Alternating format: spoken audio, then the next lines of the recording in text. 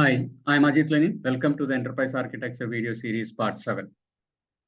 We are talking about the 6-layer framework I introduced for establishing an enterprise architecture practices. We talked about usage, evolution, and breadth and depth layers in the previous videos. And from last video, we started looking at the architecture domains layer, right?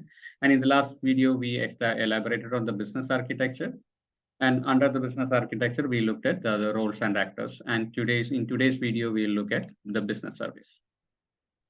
Let's start with defining business service. So as I define it, business service is a set of related business processes that delivers a well-defined desired value to an actor, either an internal actor or an external actor. So the desired value could be any benefit an organization wants to deliver to a particular person or an entity or party, whoever it is. It's an actor, so to any actor, right? So for example, it could be an ordering service, fulfillment service, payment service, sales service, right? This could be different aspects connected to that enterprise, right? The key thing is all the components that are involved in the business service moves from a stable state to another stable state at the end of the service, right? So business service is not completed if any of these component is in transient state. So when I start a service, I should be at a stable state in that enterprise or the components that are involved in this business service.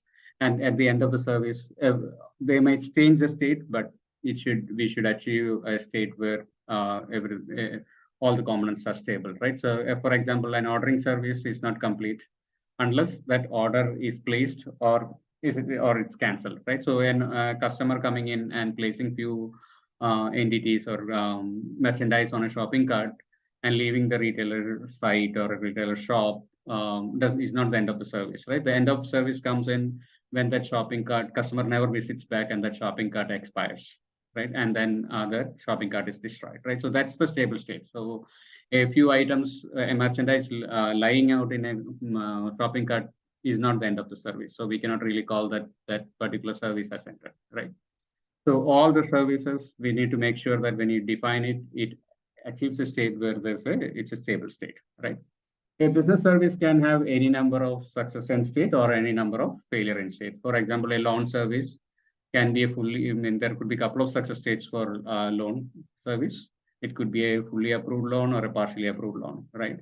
Whereas it could be a rejected or a canceled loan as a failure stage.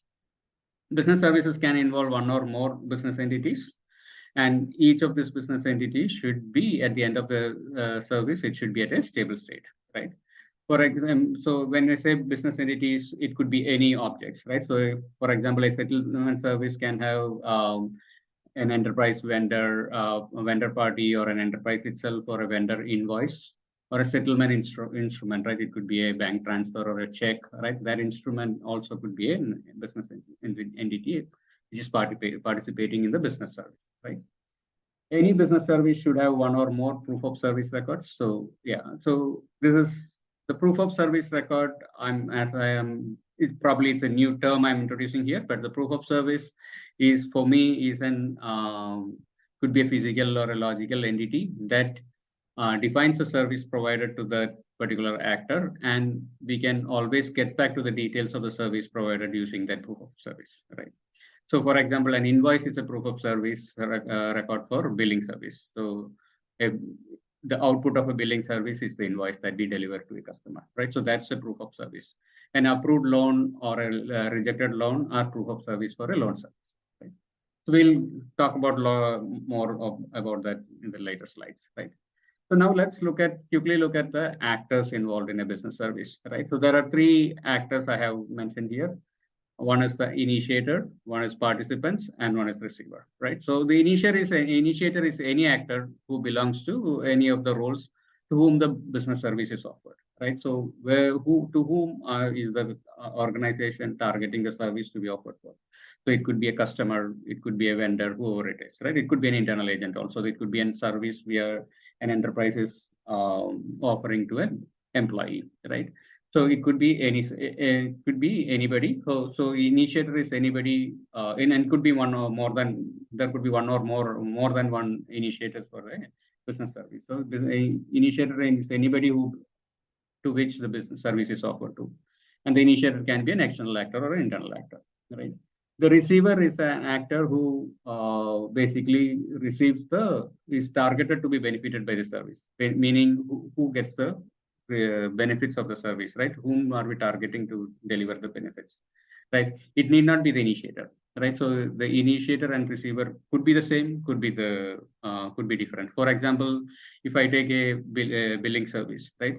The billing service is initiated by an automated process within the organization, right? It is probably just can say as a cron job that starts the whole billing service, right? But the receiver is the customer, right? Who going to receive the invoice as part of this billing service, right?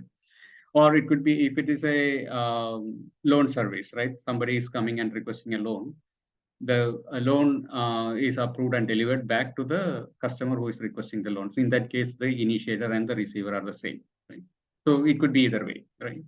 The receiver also can be an external or an internal actor. The participants are actors who are involved in any of the processes that is part of the service, right? It could be participation. All participants also can be internal as or an external actor. For example, if you take even same loan service, right? A customer who is initiating the process could be a participant because he or she is needed to upload some requested documents, right? So in that case, that person is participating in the processes also, right?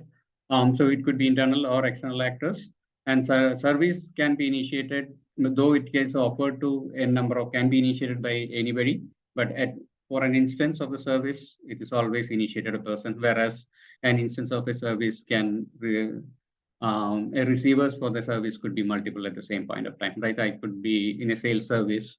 It could be, as a customer, a customer could be a receiver who is receiving the product that was sold, and the internal agent who sold also is a receiver. He receives the benefits like in terms of compensation, etc. Right. So there could be multiple receivers, whereas there's only one person who is initiating a particular instance of the service. Now let's look at the channels of initiation, interaction, and delivery. Right. So when I say that there could be multiple channels through a process or service can be initiated, right?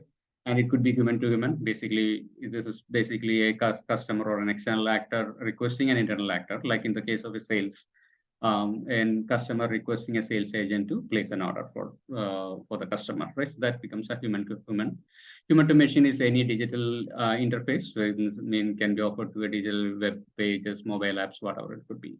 Or it could be machine to machine. When we say machine to machine, and it could be an external hardware or a software initiating the service through an API, or it could be an RPA agent or a bot, or it could be a simple cron job which just initiates the process, right? Or on a channels of interaction perspective, right? So any participants are whoever, it could be human or automated processes. You use the tool set provided by the process, which is part of the service, right? So if I am doing an loan service, again coming back to the loan example, I could be the loan creator, right? Create service, or a loan approval service, or finalizing service. So each of these process could provide some tools that an internal agent or a customer can act upon, right? So all those processes, whoever uses those tools becomes a participant. And initiators receives feedbacks. So whenever I initiate a service, right, I get a feedback, or I get one or more feedbacks, which could be status updates, or if my request is taken, my confirmation back, right? All those are feedbacks I'm getting as an initiator, and all the receivers gets notifications, right, where they are on their benefits that they are supposed to receive, right? So that notification is also part of the business service. The channels of delivery perspective. So we talked about proof of service. So proof of service can be delivered physically. It could be if I am doing a loan, I'll physically get my loan agreement over mail, or it could be digitally delivered. Proof of service can be any document. It could be document, or it could be emails, message, whatever it is. It is an artifact or with an identifier through which we can always go back and get the details of the service offered, right? And the validity period of the proof of service is basically depend on the organization or the regulatory policy. So if I have to keep my records for say 3 years, That's the validity period of the proof of service document. So within that 3 years, I should be able to go back and get the details of the services offered using that identifier. Right? So let's now move on to look at some of the relationships that business service as a component of enterprise architecture can have, right? So business service can be associated to another business service, right? So for example, a payment service could be dependent on a billing service, right? Without the billing service being executed, right, we cannot have a payment service done, right? So that's when dependency between these two business services, or a business service can be inherited by another business service, right? It can be enhanced, maybe extended, or can be specialized, right? For example, a loan service could be an abstract business service which can be specialized, say, car loan service, right? So or another relationship is business service composed of business processes, right? So n number of processes, at least one process involved, but it could be n number of processes. Business services uses business entities, right? And then coming to role, the business service can have, we talked about three types of roles. So one is the business service is offered to a initiator, business service is delivered to a recipient, and there are participants who participate. So all are different set of roles, either internal or external roles defined in that enterprise. On our business service, we talked about it can generate notifications, it can generate feedbacks, and also it can generate the proof of service, right? So these are typical relationships a business service component can have. Now, with that being said, let's try to have a meta model for the business service, right? So this is an attempt to build define a meta model for business service, right? We can take this as an initial version. Over a period of time, we can actually iterate through it and improve on it, right? So, so business service can have business so that there is a relationship with business entities. It need not be a direct relationship because business entities are always associated to a business process. So through the business processes involved, the business entities can be related to the business service. So it could be a direct relationship or can be managed as an indirect relationship as well. Business service have something called process map, right? So it has to define the sequence of execution of processes or the dependencies between the processes, right? So the process map provides that relationship between the processes involved in the business service, right? So that's a new component that is coming in. And there's something new component I'm including is called end state matrix, right? So this basically defines what is the end state of business entities at the end of the service, right? We'll look at an example in the next slide. Then business services generates a proof of service and generates, one or more proof of services, and also can generate feedbacks and notification. And we saw the business service relationship with the role as well. And through the business process map, business service is related to the business process, right? And business process interacts with the actors or the three roles or the instance of the roles, the actors, through any of the channels of interaction, right? It could be web tools, mobile apps, RPA bots, email, physical interactions, APIs, right? So it could be anything. So